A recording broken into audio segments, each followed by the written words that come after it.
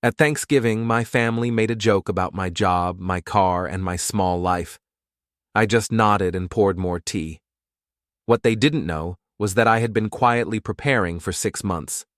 When dessert arrived, so did the real conversation. But I'm getting ahead of myself. Let me rewind to where this really started, not at the dinner table with the perfectly roasted turkey and the forced smiles, not even at the moment I realized what they'd done. It started 6 months earlier, on a Tuesday morning in May, when I opened my mailbox and found a letter that wasn't meant for me. The envelope was thin, official-looking. Return address from a property management company downtown. I almost tossed it back, thinking it was misdirected, but my name was right there on the label. My full name, my address. I opened it standing there in my driveway, still in my work clothes from the night shift. The letter was a courtesy notice, informing me that the co-signed lease on a commercial property had been renewed for another 3 years, congratulating me on my continued business success. I read it twice. I didn't co-sign anything. I didn't own any commercial property. I worked as a facilities manager at a distribution center, 10-hour shifts, decent pay, but nothing fancy. My credit was good because I kept it that way, paid everything on time, didn't overextend. I went inside and made coffee. Strong, black. Then I sat at my kitchen table and read the letter a third time. The property address was listed. Downtown, near the waterfront district, where all the new restaurants and boutique offices had opened up in the last few years. Premium real estate, the kind of place that charged premium rent. I pulled out my laptop and searched the address. A sleek storefront came up in the image results. Glass windows, modern signage. The business name made my stomach drop. It was my son's company, the consulting firm he'd started 2 years ago, right after he married Vanessa. I sat there for a long time, staring at that screen. My son, Derek, 29 years old, sharp dresser, sharper tongue. He'd always been ambitious, always wanted more than what I had. I understood that. Hell, I encouraged it. I didn't want him working night shifts and scraping by like I did when he was young. But this was different. I hadn't co-signed any lease. I would have remembered, would have read every line, asked questions, made sure I understood what I was agreeing to. That's how I operated. That's how I'd always operated. I logged into my credit monitoring account. Took me 10 minutes to find it, buried in the commercial inquiries section. There it was, a hard pull from 18 months ago, the property management company, and my signature on the application, scanned and submitted digitally, except I never signed it. I sat back and finished my coffee. It had gone cold. The smart thing would have been to call Derek right then.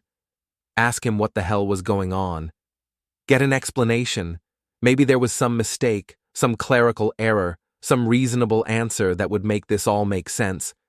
But I didn't call, because I remembered something. 18 months ago, Derek had come to visit, brought Vanessa with him. They'd stayed the weekend, talking about the business, how well things were going, how they were expanding. Vanessa had made dinner. I remembered because she'd insisted, said she wanted to practice her hosting skills. I'd spent most of that evening in the living room going over some paperwork for a benefits enrollment at work. Derek had asked to use my home office to take a call. Private, he said. Business stuff. I'd said sure, gave him the key to the filing cabinet where I kept my important documents. Tax returns, insurance policies, passport, birth certificate. He'd been in there for maybe 40 minutes. I set my laptop aside and walked upstairs to my office. The filing cabinet was locked, same as always. I opened it with the key I kept on my ring. Everything looked normal. Folders in order, documents where they should be. I pulled out my folder of personal identification. Flipped through it. My birth certificate was there, social security card, passport, but they weren't in the order I kept them. I'm particular about that. Birth certificate first, then social security card, then passport. Always. It's a habit from years of managing inventory at work. Everything has a place. Someone had put them back wrong. Social Security card first, then birth certificate, then passport. I stood there in my office, holding those documents, and felt something cold settle into my chest.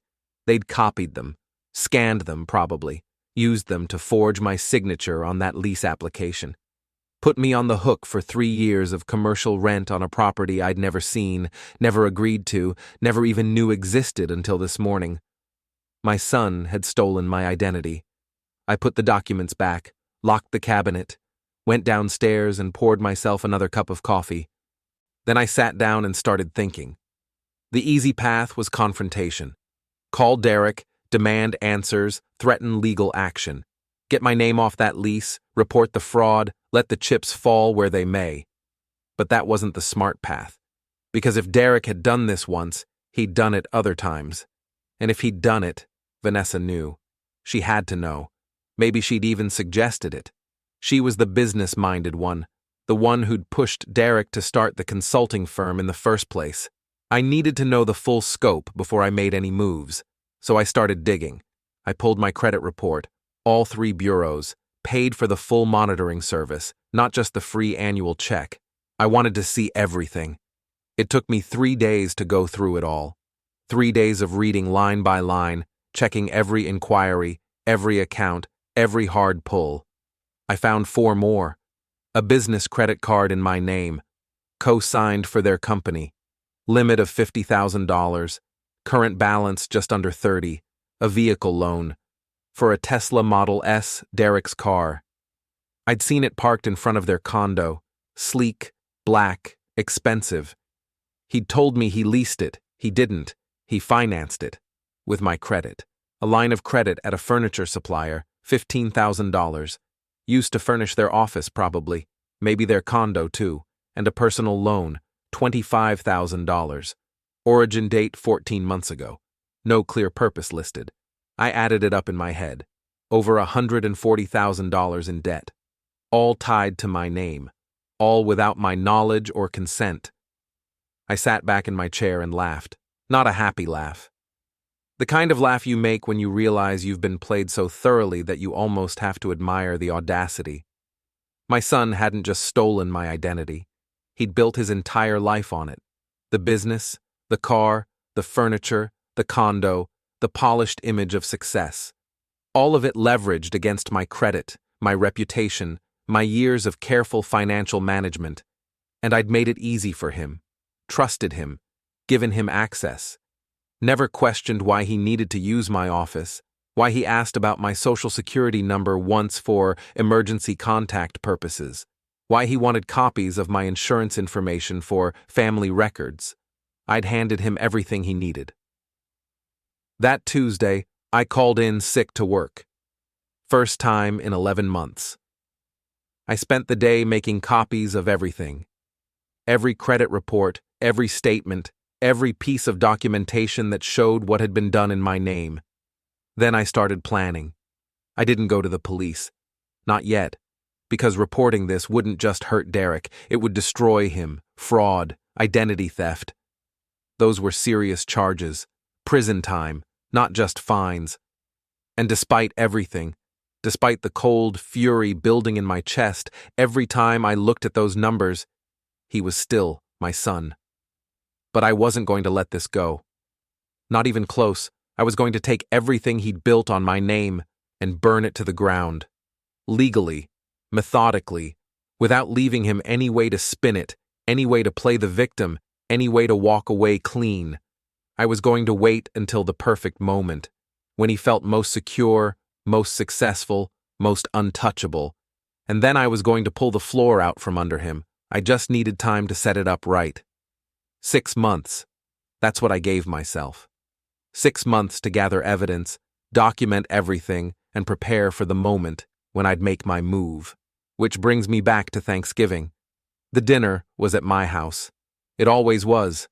My place wasn't fancy, but it was big enough to fit everyone.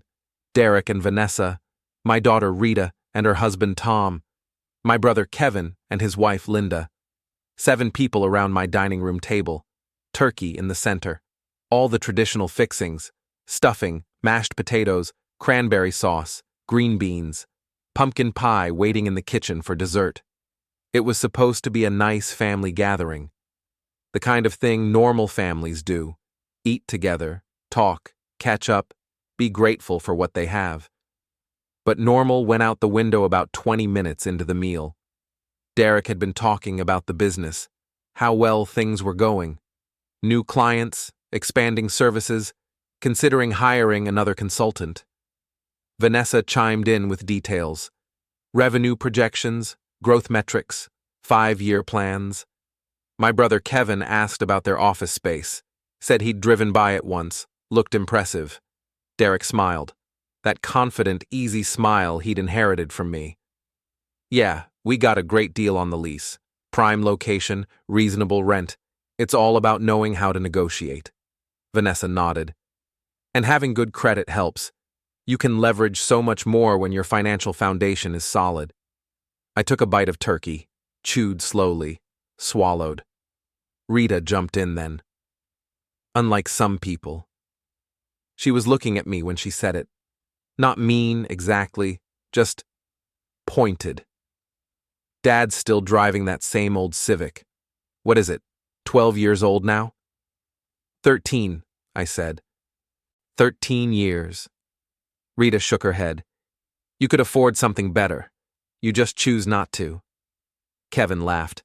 That's our family overachiever, working the night shift at a warehouse, living in the same house for 20 years, never taking risks. It's a distribution center, I corrected, not a warehouse.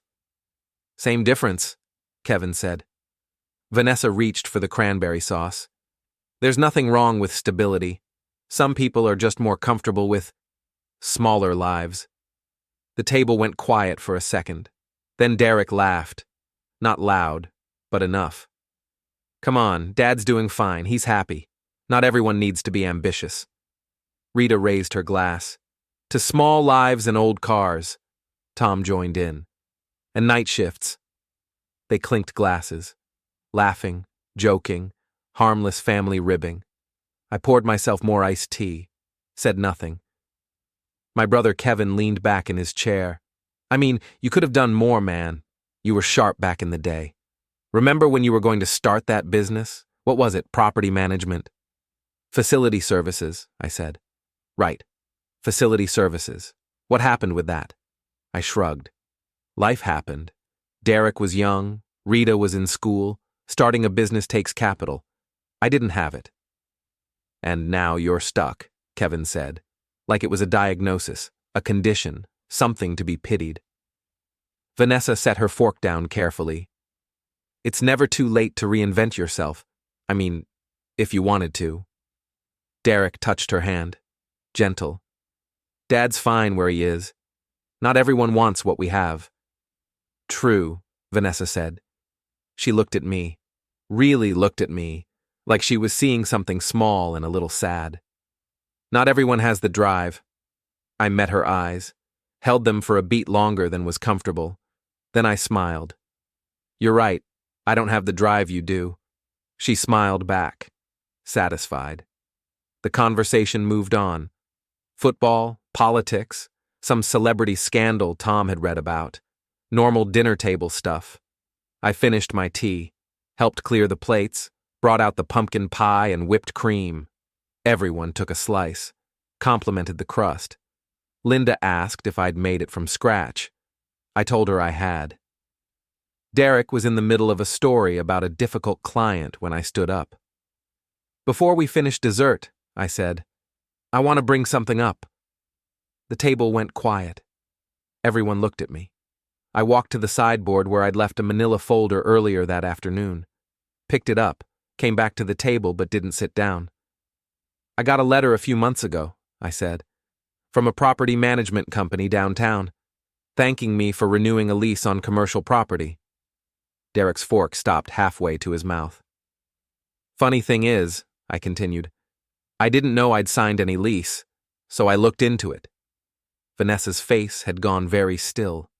I opened the folder, pulled out the first document, set it on the table in front of Derek. That's the lease agreement, for your office space, with my name as co-signer. My credit backing the contract. Derek stared at the paper. Dad, I'm not done. I pulled out another document, set it next to the first. That's the financing agreement for your Tesla. Also in my name. Another document. Business credit card. $50,000 limit. Current balance $29,000 and change. Another. Line of credit at a furniture supplier. Another. Personal loan for $25,000. I spread them all out on the table like I was dealing cards. That's $143,000 in debt, I said. All tied to my name. All signed with my forged signature. All done without my knowledge or consent. The room had gone completely silent. Rita was staring at Derek. Tom's mouth was open. Kevin had set down his fork. Linda looked confused, like she'd missed part of the conversation. Derek's face had gone pale. Dad, I can explain. You forged my signature, I said. Calm, matter of fact. You used my social security number, my birth certificate, my credit history. You built your business, bought your car, furnished your life, all on my back, without asking, without telling me. Vanessa found her voice. It's not fraud if you're family. It's exactly fraud, I said. Identity theft, actually. Federal crime. 5 to 15 years if prosecuted. Derek stood up. I was going to tell you. When? I asked. After you defaulted on the loans? After my credit was destroyed? After I couldn't retire because I was still paying off your debts? I've been making the payments, Derek said. His voice was shaking. Every single one, on time. With money you only have because you stole my identity to get the credit in the first place. Vanessa stood up too. We were going to pay you back. It was temporary. 18 months isn't temporary, I said. And you weren't planning to pay me back. You were planning to keep using me until you didn't need to anymore. Derek's hands were clenched. What do you want? I looked at him. My son. The kid I'd raised, put through school, supported every step of the way. Right now, I said, I want you to sit down and finish your pie because we're not done here. I sat back down, picked up my fork, took a bite of pumpkin pie. No one else moved. Sit, I said. Slowly, one by one, they sat. The dessert plates sat untouched for the rest of the meal. The silence after I dropped those documents on the table was the kind that presses on your ears. Heavy, uncomfortable, the kind of quiet that makes you aware of your own breathing. Derek sat back down first. His hands were shaking slightly as he reached for his water glass. He didn't drink, just held it. Vanessa stayed standing for another few seconds, her jaw tight, before she finally lowered herself back into her chair. Her eyes never left me. Calculating, already working through angles, defenses, explanations. Rita broke the silence. Dad, is this real? I didn't look at her. Kept my eyes on Derek. Every page, every signature, every dollar. Jesus Christ, Kevin muttered. He pushed his pie plate away. Derek, what the hell were you thinking? I was thinking, Derek started, but his voice cracked. He cleared his throat, tried again. I was thinking I needed capital to start the business. Banks wanted collateral I didn't have. Dad had good credit, I thought. You thought you'd steal it, I said. I was going to tell you, Derek said, louder now, defensive. Once the business was stable, once I could show you it was worth it. Worth stealing my identity? I didn't steal. You forged my signature, I said. Each word deliberate, clear. You used my social security number without permission. You opened accounts in my name. That's the definition of identity theft. Vanessa leaned forward. We can fix this, right now. We'll refinance everything. Get your name off the accounts. Transfer it all to us. Can't, I said. Your credit's not good enough. That's why you used mine. Her expression flickered. Just for a second. But I caught it. We've been building our credit, she said. Another 6 months. You've been building credit by paying minimums on accounts backed by my name, I said. That's not building credit. That's building a house of cards. Tom, my son-in-law, spoke up. How much do they owe? Total? I pulled another sheet from the folder. This one was covered in numbers, columns, calculations. Between the lease obligation, the car loan, the credit card balance, the furniture line of credit, and the personal loan, just under $143,000. That's the debt. But the exposure is higher. What do you mean, exposure? Linda asked. She looked genuinely confused. Sweet woman. Never dealt with anything more complicated than a Target credit card. The lease is a 3-year contract, I said. Monthly rent is $4,200. If they default, I'm liable for the remaining months. Car loan has 4 years left. Credit card limit is $50,000. If they max it out and don't pay, I'm responsible. Add it all up, my total potential liability is close to $300,000. Rita's hand went to her mouth. Kevin whistled low. 300 grand. Give or take, I said. Derek's voice was barely above a whisper. I wasn't going to default. You might not have a choice, I said.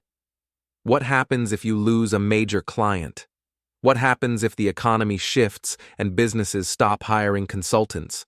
What happens if Vanessa gets pregnant and can't work for a few months? Vanessa's eyes narrowed. I'm not saying it to be cruel, I said. I'm saying it because that's reality. Businesses fail, life happens, and when it does, I'm the one holding the bag. Derek slumped in his chair. So what do you want? You want me to shut down the business, sell the car, move into a shitty apartment and start over? What I want, I said, is for you to understand what you did. I understand. No, you don't. I leaned forward. You think this was a shortcut, a smart move. Use Dad's credit, build the business, pay him back later, everyone wins. But that's not what happened. You didn't just use my credit. You stole my security, my retirement, my ability to make my own financial decisions. I pulled out another document, a printout of my credit score history. This is from 6 months ago, before I found out what you did.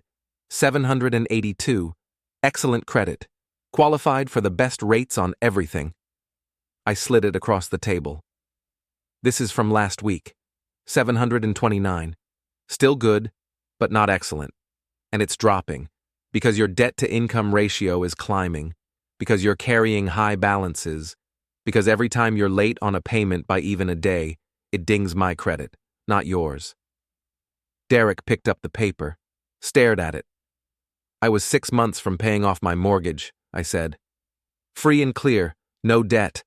I was planning to retire at 62, take early Social Security, do some part-time consulting, live quiet. I let that sink in. Now? I continued. I can't retire, because if you default on any of these debts, I'm on the hook. I have to keep working to cover the risk. And if I want to refinance my house or take out a loan for any reason, my rates are higher now, because of you. The table was silent again. Rita's voice was small. Dad, I didn't know. Neither did I said. Until 6 months ago. Kevin looked at Derek. You need to fix this, right now. Derek's voice was tight. How? You heard him. I can't refinance without better credit. I can't pay it all off without selling everything. And if I do that, the business collapses. Then let it collapse, Kevin said. That's not fair, Vanessa said. Sharp, defensive. We've worked hard to build this. We've sacrificed. You sacrificed my father's financial security, Rita said. Her voice was shaking. You stole from him. We didn't steal. Yes, you did, Rita said. She was standing now. You stole his identity, his credit, his future. You don't get to call that anything else. Vanessa's face flushed. You don't understand the pressure of starting a business.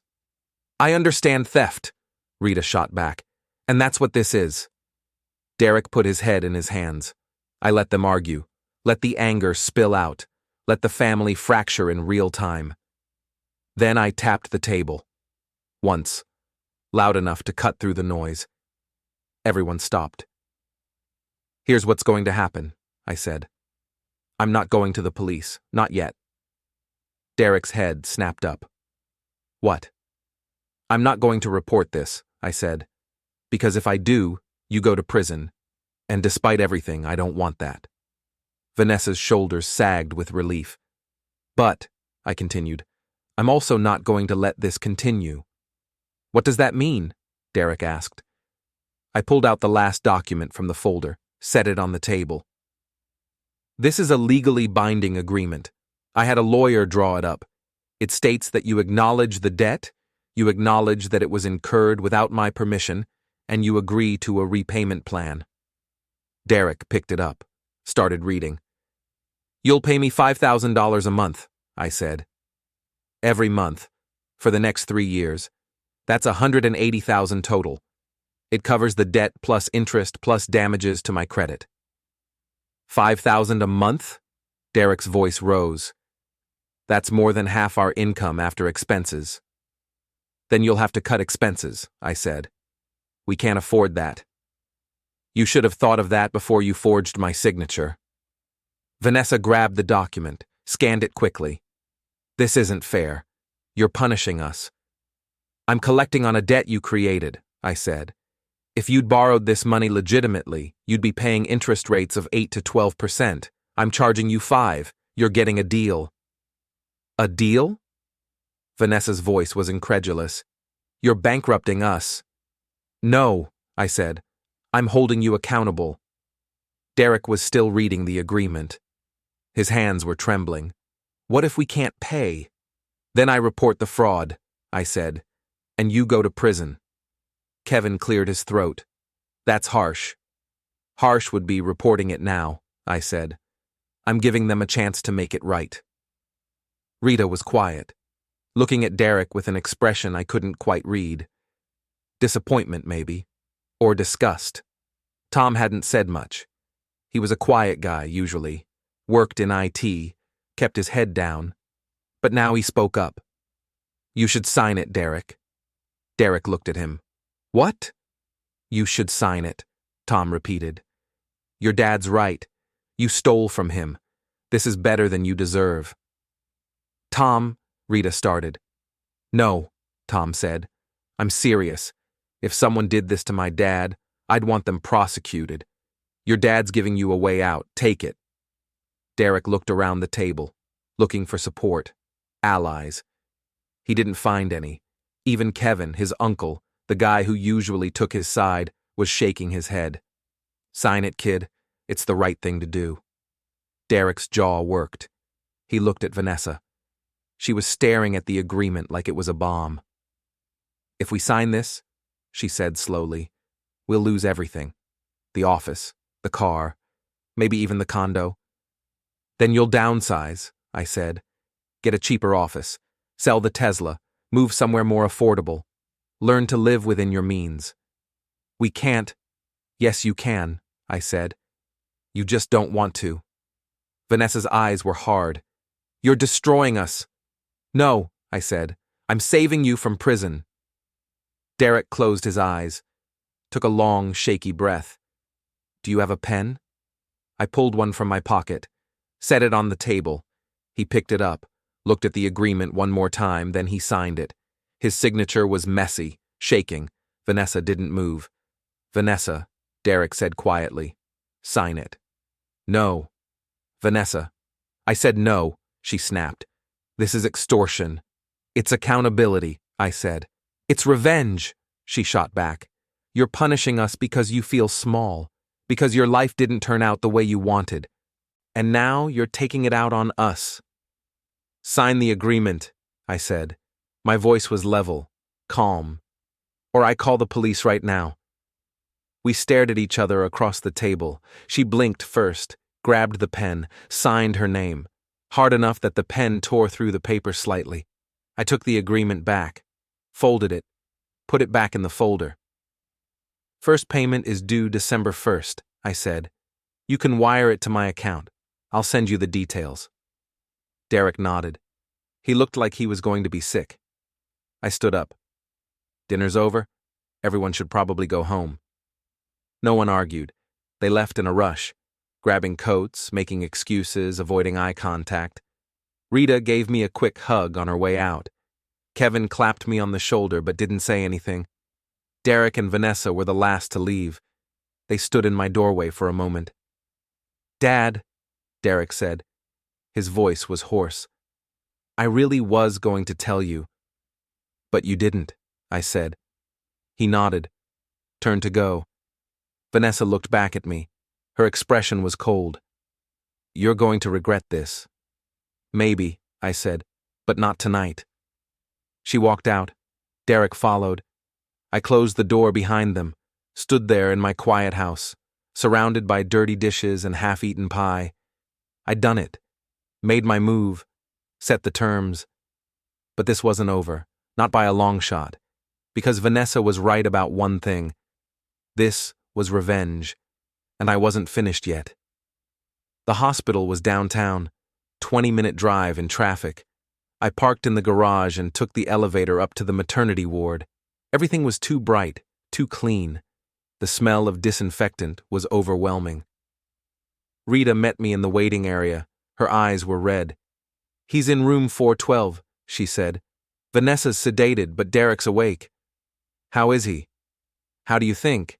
I didn't have an answer for that. Rita led me down the hallway, stopped outside the room. "Dad, whatever's between you two, put it aside, just for today." I nodded. She opened the door. Derek was sitting in a chair next to the bed. Vanessa was asleep, an IV in her arm. Derek's head was down, his hands clasped together. He looked up when we entered. His eyes were hollow. "Dad," he said. His voice was barely a whisper. Rita stepped back. "I'll give you two some privacy." She left, closed the door behind her. I stood there, awkward, not sure what to say. Derek spoke first. His name was going to be Michael, after Vanessa's father. Derek. They said it was stress, the premature labor. They said stress can cause it. He looked up at me. "Your payments, the financial pressure." The words hit like a punch. "That's not, isn't it?" Derek stood up. His hands were shaking. "We've been living on the edge for months. Vanessa's been working 70-hour weeks trying to keep the business afloat, skipping meals, not sleeping, and you just kept demanding that money. Every single month. Derek, I'm sorry about the baby, but that's not my fault." "Yes, it is." His voice broke. "You did this. That's not fair." "Fair!" Derek laughed. It was a terrible sound. "You want to talk about fair? You've been punishing me for 6 months, taking everything, destroying my life. I didn't cause the premature labor. You caused the stress that caused it. That's the same thing." I took a step back. "I'm not going to take responsibility for this." "Of course you're not.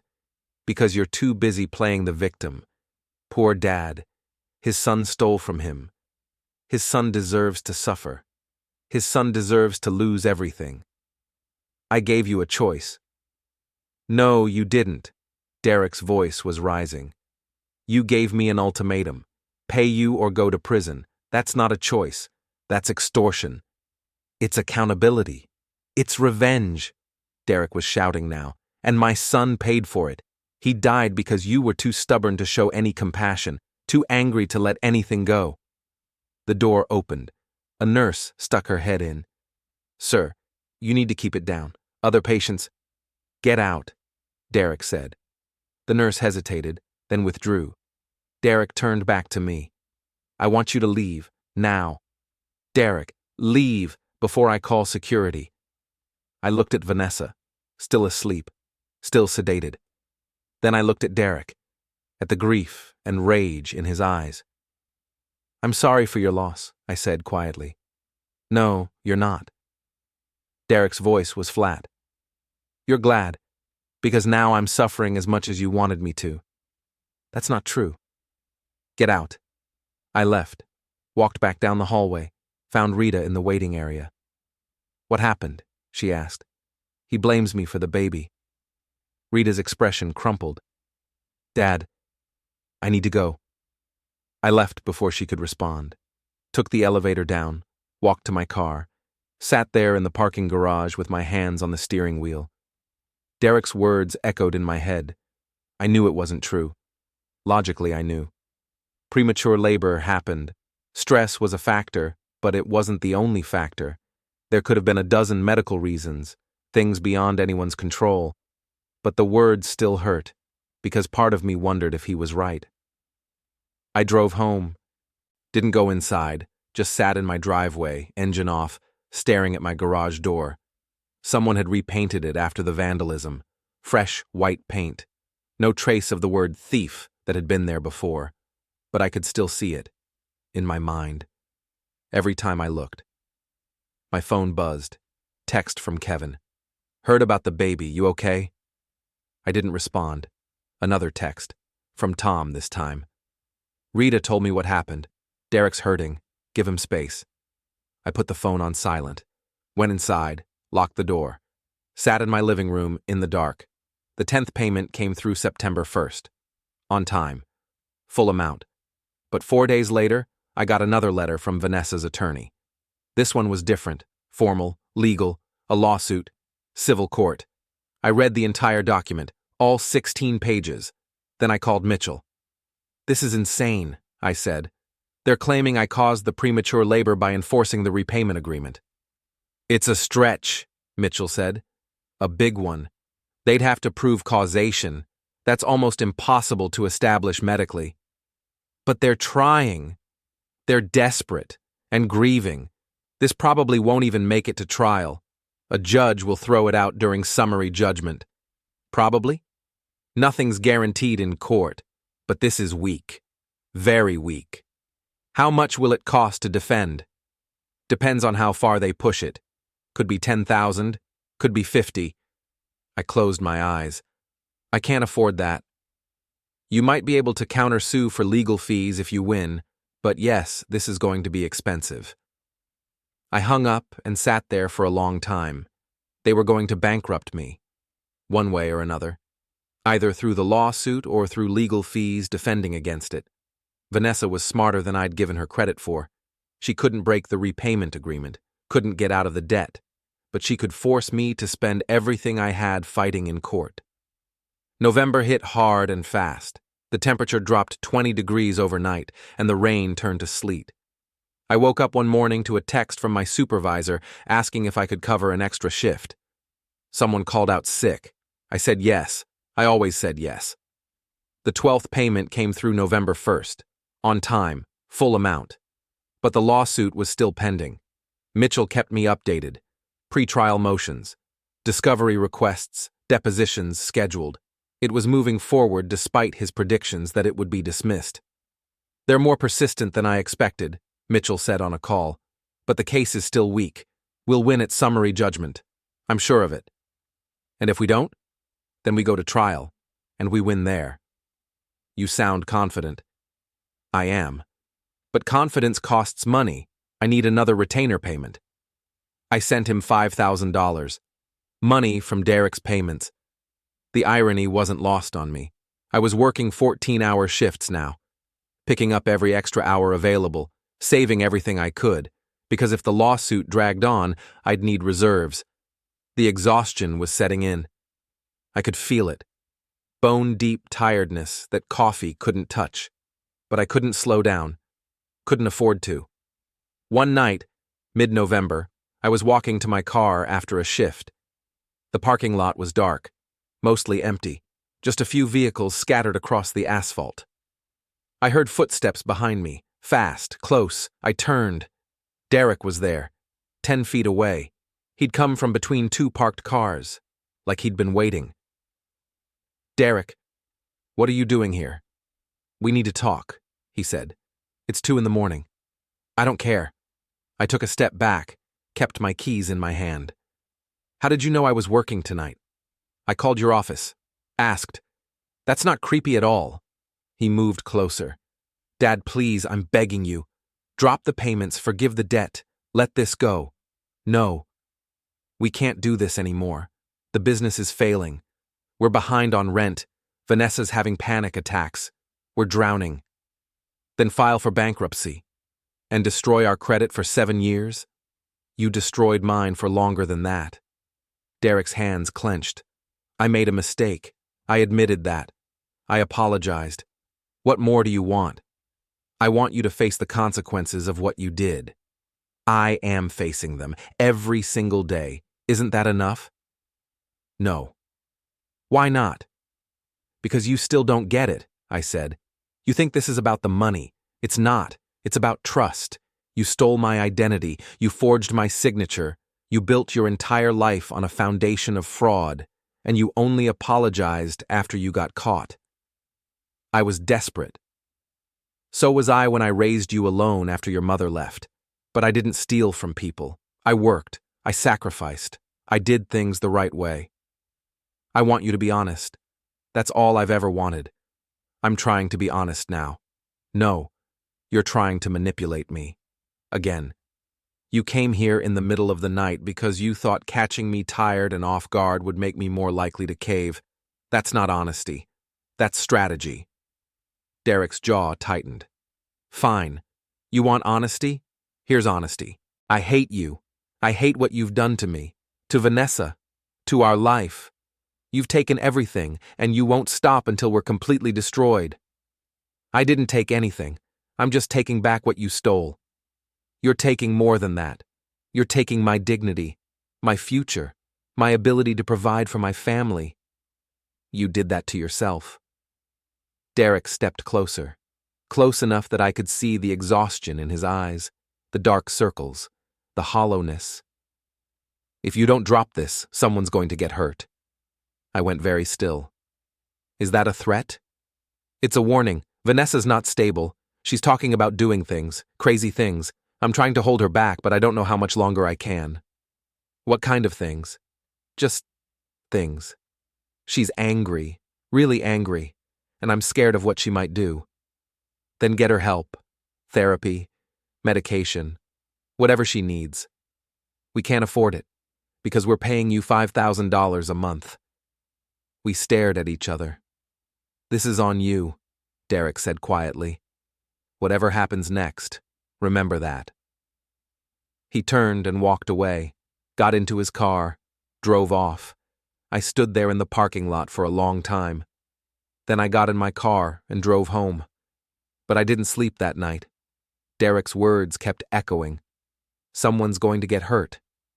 3 days later, my tires were slashed. All 4 of them. I came out one morning to find my car sitting on its rims. The security cameras caught it. 3 a.m. Same dark figure as before. Vanessa, probably. Though I still couldn't prove it. I called the police. They took a report, added it to the file, told me to be careful. I replaced the tires. Cost me $800. The harassment was escalating, getting more personal, more destructive. Mitchell called that afternoon. We've got a court date, summary judgment hearing, December 20th. That's soon. Judge wants to move this along. Good news for us. The faster we get in front of a judge, the faster this gets dismissed. You're sure it'll be dismissed? As sure as I can be. Their case is built on emotion, not evidence. The judge will see that. Okay. But listen, Mitchell said. You need to be prepared for them to fight dirty. They're desperate. People do stupid things when they're desperate. I know. I mean it. Watch your back. I hung up and looked out my window. My car sat in the driveway with brand new tires. The garage door was freshly painted, the front door too, every surface clean and repaired. But it felt temporary, like a calm before something worse. The 13th payment came through December 1st, on time, full amount. But on December 10th, I got a call from Rita. Dad, something happened. Her voice was shaking. I sat up straight. What? Someone broke into Derek and Vanessa's apartment last night, trashed the place, stole their electronics, destroyed their files. Are they okay? Physically, yes. But Dad, the police think it was targeted, not a random burglary. What makes them think that? Because nothing else in the building was touched, just their apartment, and whoever did it left a message. What kind of message? Rita was quiet for a moment. Spray paint on the wall. It said, "Thieves get what they deserve." My stomach dropped. "Rita, I didn't." "I know," she said quickly. "I know you didn't, but Derek thinks you hired someone. He's telling people you did this." "That's insane." "Is it? You've been at war with them for a year. You have every reason to want to hurt them." "I've never vandalized anything, never hired anyone. I've been collecting on a legitimate debt, that's all." "I believe you," Rita said. "But Derek doesn't, and neither does Vanessa. They're convinced you're behind this." "What did the police say?" "They're investigating, but there's no evidence. No fingerprints, no witnesses. Whoever did it was careful." I rubbed my eyes. "This is getting out of control." "I know. That's why I'm calling. You need to stop this. Drop the payments. Forgive the debt. End this before it gets worse." "I'm not dropping anything. Dad, someone's trying to frame me. Make it look like I'm the one escalating, but I'm not. I've been following the agreement, collecting payments. That's it." "Then who broke into their apartment?" "I don't know. Maybe it was a random burglary and they're just using it as an excuse to blame me. Or maybe Vanessa did it herself, to get sympathy." "You really think she'd trash her own apartment?" "I think she's capable of anything right now." Rita was quiet. "You sound paranoid." "I sound realistic." "No, you sound like someone who's so convinced everyone's against him that he can't see straight." "Rita, I have to go," she said. "But think about what I said. Please." She hung up. I sat there, phone in hand, and tried to make sense of it all. Someone had broken into Derek's apartment, left a message that sounded like something I'd say, timed perfectly to make me look guilty. Either it was a massive coincidence, or someone was setting me up. I called Mitchell, explained what happened. "Don't talk to anyone about this," he said immediately. "Not Derek, not Rita, not the police unless they contact you directly, and definitely don't go near Derek's apartment." I wasn't planning to. Good. Because if they're trying to build a narrative that you're harassing them, any contact you make will feed into it. So what do? Nothing. Let me handle it. If the police want to question you, I'll be there. But until then, you stay quiet and keep your head down. I hung up and spent the rest of the day going over everything in my head, looking for connections, patterns, anything that would explain who was doing this. But I kept coming back to Vanessa. She was smart, calculating, desperate enough to do anything, and she hated me enough to destroy me if she could. The question was, how far would she go? The answer came on December 15th. I was at work, late shift. Around midnight, my phone rang. Blocked number. I answered anyway. "Hello? Mr. Patterson?" A man's voice, professional, unfamiliar. "Yes? This is Detective Walsh with the Criminal Investigations Unit. I need you to come down to the station. We have some questions about an incident involving your son." My chest tightened. "What kind of incident?" "I'd prefer to discuss it in person. Can you come in tonight?" "I'm at work." "Then first thing in the morning, 8 a.m. "Am I being charged with something?" "Not at this time. We just need to ask some questions." "About what?" "The break-in at your son's apartment, and some other matters." "I had nothing to do with that." "Then you have nothing to worry about. 8 a.m., don't be late." He hung up. I stood there in the break room, phone in hand, and felt the walls closing in. They were coming after me now, building a case, trying to connect me to the vandalism, the break-in, all of it. And if they succeeded, I wouldn't just lose the lawsuit, I'd lose my freedom.